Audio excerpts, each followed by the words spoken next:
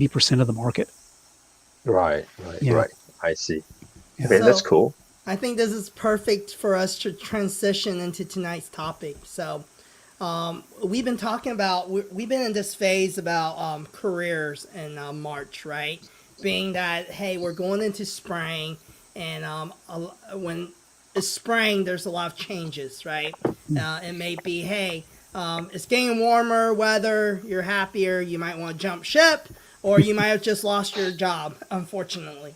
So, what does it look like for someone looking at a foreign market? You know, like, hey, moving away from where you're comfortable, your comfort zone, and really like going into not to another state, but another country. And how do you actually become marketable in that other country? And what are things you have to kind of look out for because there's culture? Because it's really relevant at this time, right? You got all this stuff going on in the U.S. and you hear people complying, and it's like, okay, you can go somewhere else, you know, and also, you know, when it comes to you know the challenge of racism and different things, right? It's everywhere, right? Yeah, It's that's just the right. reality. It's not just in the U.S. You know, Right. we act like this is like a new thing, but even among our own people, and I know Eldrick, Jeremy, and myself can attest to this, being Asians. You know, even within Asians, we have prejudice and racism. And John, I'm sure you're experienced that within Japanese culture as well. So let's start with how you become marketable, picking yourself up from one country going to another.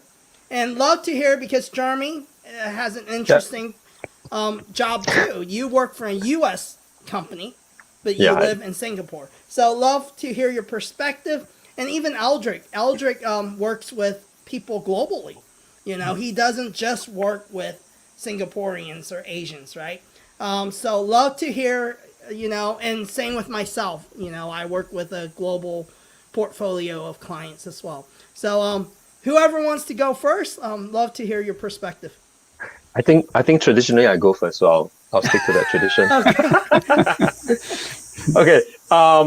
So I think a few things about how to be marketable. I guess most of you guys who know me know that I've worked in China for 9 years, and I think that was kind of lucky. I wasn't specifically like marketable so that I was absconded to go to China. So I just got lucky and sort of became friends with the China general manager, and I was asked to help. But I think one key consideration why I was able to be considered to go into to work in China is because of language capability. I do think that my Chinese is probably above average compared to most Singaporeans. And yeah, I guess to move to another country, I think language is the biggest number one cultural and practical consideration. And because everything else is, your work skills, they're there. But of course, the other big factor when you move to that country to work is the cultural aspect. So I guess because I'm Asian, I'm Chinese, and I look like Chinese, and I went to work in China, I can fly under the radar. I don't stick out as much as John in Japan. so so that kind of helps a little bit. Um, but culturally, despite having the same skin color, there are a lot of differences, lots of differences. Just for example, right, where you go to eat for lunch and the kind of food, right? Because in Singapore, you're probably used to, I don't know, not to say that it wasn't hygienic, but more hygienic places to eat. Uh, and bear in mind that was like early 2000s that I was in China. So there are things that you probably will not eat off a stall by the street, right? But it's everywhere. And yeah, so even culturally, just on a day-to-day basis, where you go for lunch, that could be a difference. And I want to point this out just before I forget, right? It was really tough initially when I was in China working there because there was always one thing in my head, which was that I'm considered an expatriate, so to speak. And we all know that, in the early 2000s, the wages in China probably aren't as high as they are now. So the thing at the back of my head has always been, I probably do need to work really hard because, my salary, with the same salary, the company can probably pay 3 or 4 people to do my job. And so that thing at the back of my head is always there. I just can't silence that. And, it kept me pushing hard. And sometimes I would skip lunch. And because back then I was still single by myself, and I just, it wasn't really healthy because I had chips and chocolates in my drawer, and I take those for lunch sometimes. Because I couldn't bother to find a place to eat, and just like a lot of work, and I need to like prove my worth. So I'll stop there and let John speak to this. I can actually relate to some of that.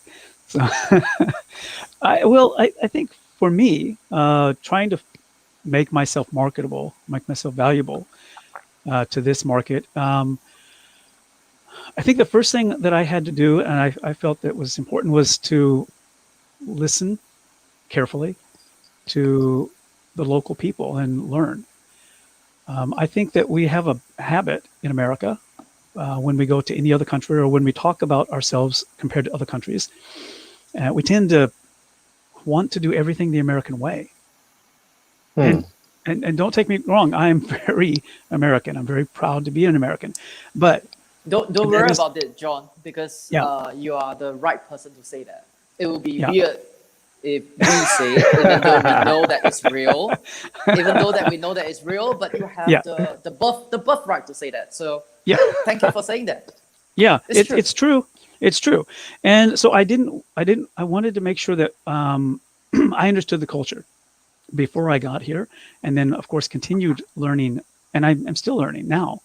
After all these years, I still learn things I didn't know last year or last week.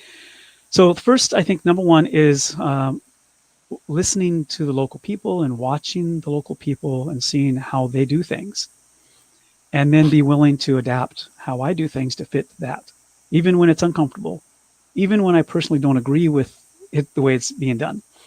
I have to sit back and say, okay, this is not my culture. I'm here to learn. So before you can teach anything, you have to learn. So that's the first thing I did, is I little things like getting on the train or even buying a ticket for the train was new to me. Kevin can attest to this. I've lived all over the place. I was born in LA. I've lived in Idaho and Colorado and Texas and England and everywhere. But I call Springfield, Missouri, my home. And it's 180,000 people. There's virtually no public transportation. Most people have never seen a subway, right? So I got here and I didn't know how to buy a ticket. I didn't know what I should or shouldn't do on the train. And of course, because I didn't know, I made all the mistakes.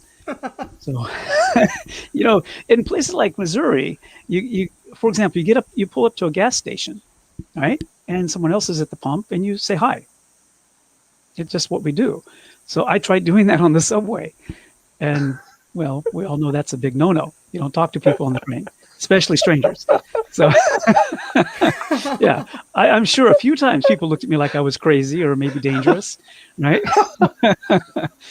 So that was big. So learning to keep my eyes open. So